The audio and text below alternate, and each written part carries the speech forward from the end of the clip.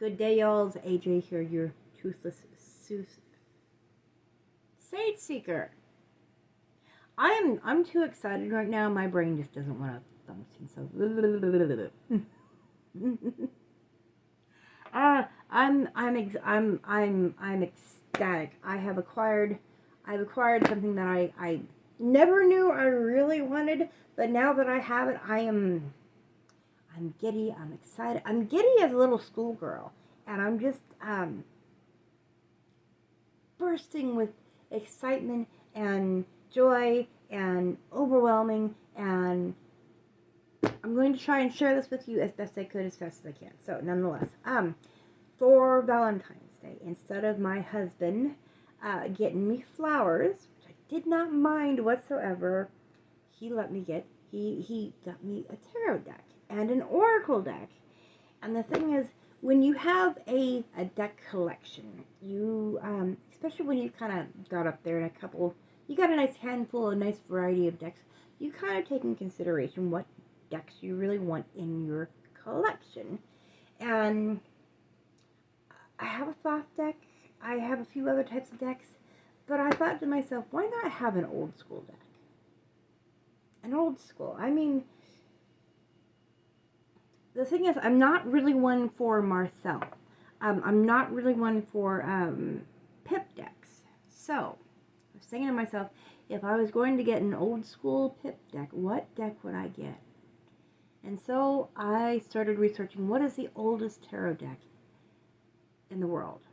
Back in the mid-1400s in Italy, it was a game. Now the thing is, all these cartomancy started from cards that were parts of games. So before everybody thinks, oh my goodness, they're card games. They've all started from a card game, but nonetheless, mid-century 1400s, it was a game well known in Italy, and there was about 15 decks that survived from that era.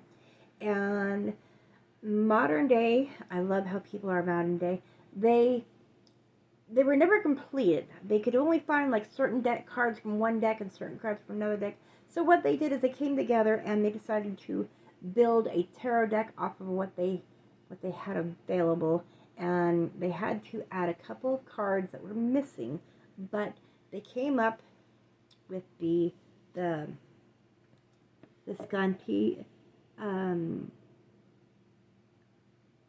Sforza. I can't pronounce it. It's Italian. I'm sorry, my Italian sucks.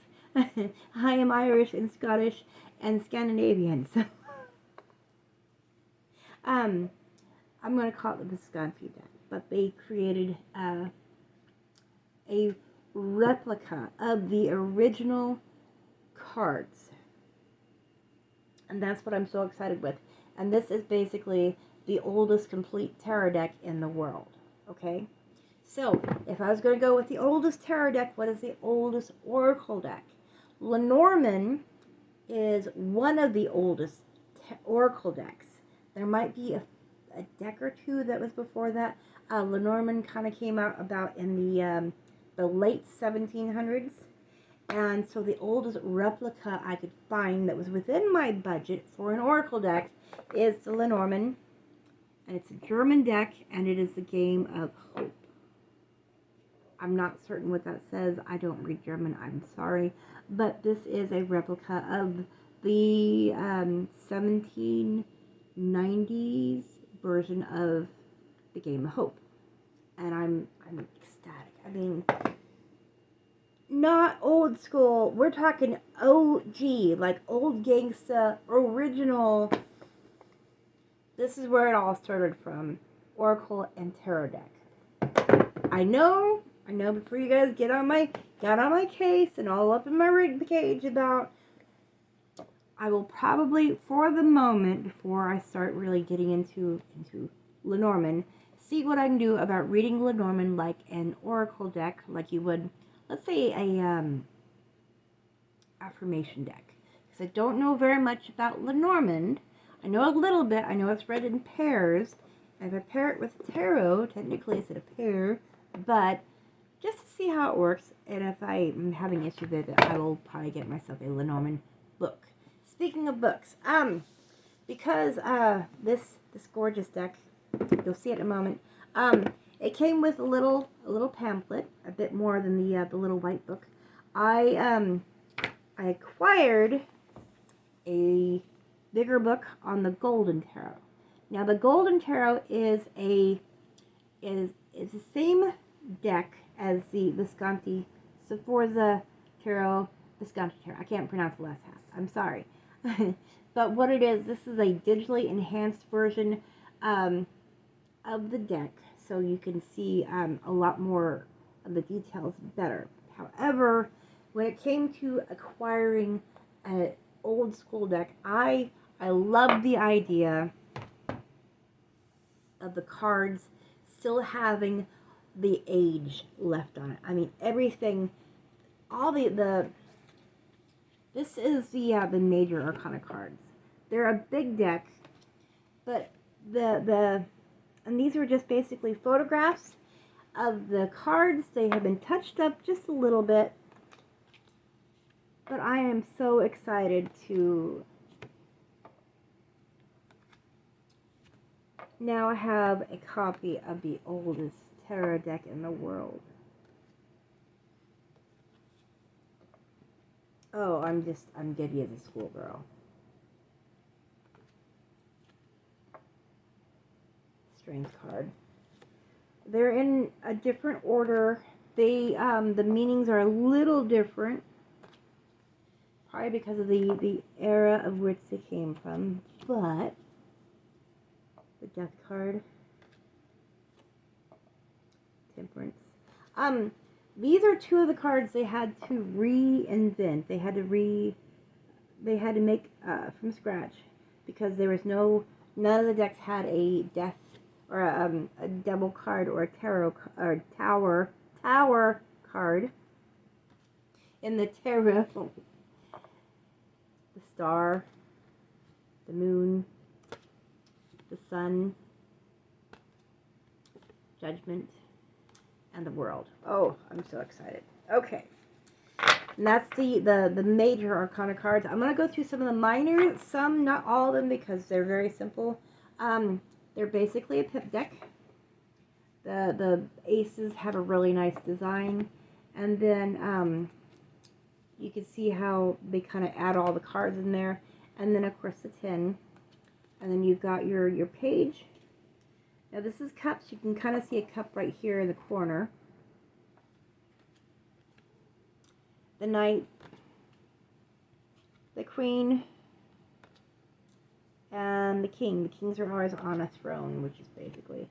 And then the batons. The names of these cards are a little different. Oh, did I not get the 10 in there? It's alright. Oh, here we go. Nope, sorry. 10 of Wands, sorry. And Page of Wands, Knight of Wands, Queen of Wands, King of Wands, and then the coins. So you got batons instead of wands, and you've got coins instead of pentacles, 10 of coins.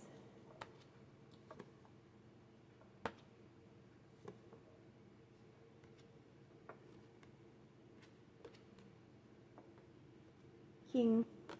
And then the swords. I love the details of the paint job. You can see the brush strokes. Anybody who's taken art history and knows about how they did the books, painted the imagery in the books, that's what these guys remind me of.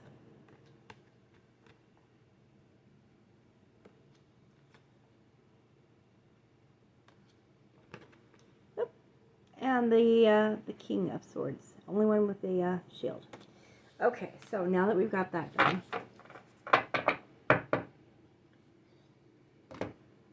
I have the OG of oracles, which is Lenormand. It's not in any particular order, but they're I didn't reorder this one, so nonetheless, There's no words on this deck. There's numbers on this deck. The Visconti, there's no numbers. But basically what this is a block print deck. But I love the age, the way they age these cards. And there's 36 cards to the Lenormand, which is going to be a whole different ball game. But, like I said, I am willing to see if I can read them like an oracle.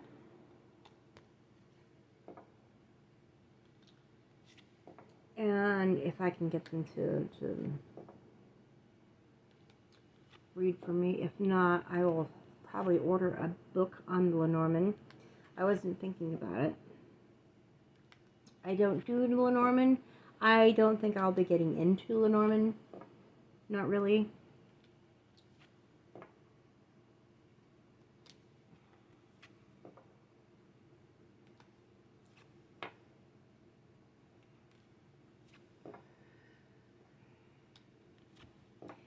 But I just wanted to get an old replica, modern day printing of the oldest oracle deck that I could find.